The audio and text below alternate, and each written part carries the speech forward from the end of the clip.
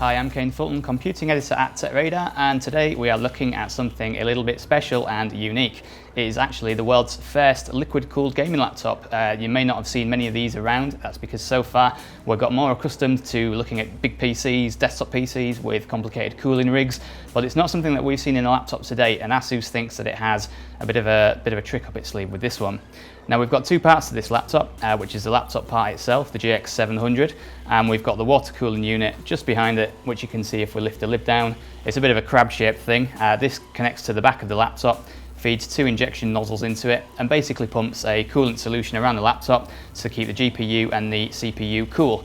And the idea behind that is that you can then raise your overclocks, you can push it to its limits, and you can game somewhere approaching 4K, although depending on the game, like we've got Doom running behind us, you're not always going to hit that golden 60 frames per second mark. But in a lot of other games, possibly with lesser demanding engines, you can game at some serious speeds. So there's a couple of different ways that this laptop is designed to be used. One of them is on a power source but not hooked up to the dock, which is if, say, you're at a different house, you're playing at your friend's house but you've brought the power supply along and you want to have a game. And the other mode of operation, which is where you're going to get your real juice, is where you've got it hooked up to the water cooling system. The coolant solution is flowing through the laptop and you can set it to an extreme mode, which will get you the high clock speeds and the most frame rates in game.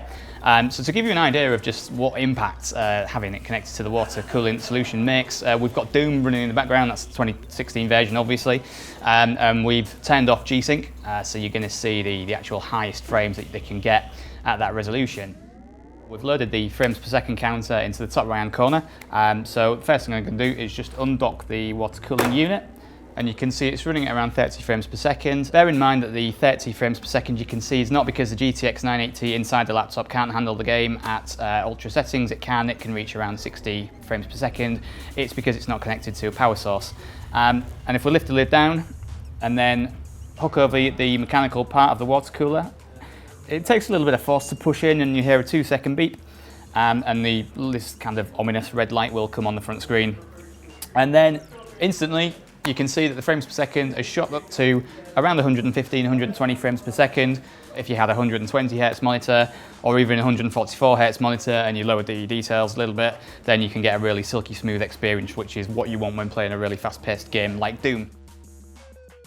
So there you have it, that is a Asus GX700. It's a very unique special laptop, but it is also very expensive.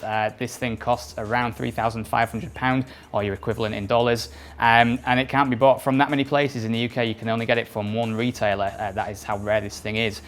But there are a couple of cons to this machine as well. The first one being that it is very heavy. Asus even supplies this in a flight case that you can use to bool it around the streets. And you also have to send back the water cooling unit for Asus to top up the liquid cooling solution inside. Unfortunately, it's not something that you can do yourself, but at least on the plus side, it would save you from doing anything wrong. Another problem with this is that it does take a while to charge and you're not going to get a lot of battery life if you are on the move with it. We got around 2 hours and 11 minutes in PC Mark 8's test.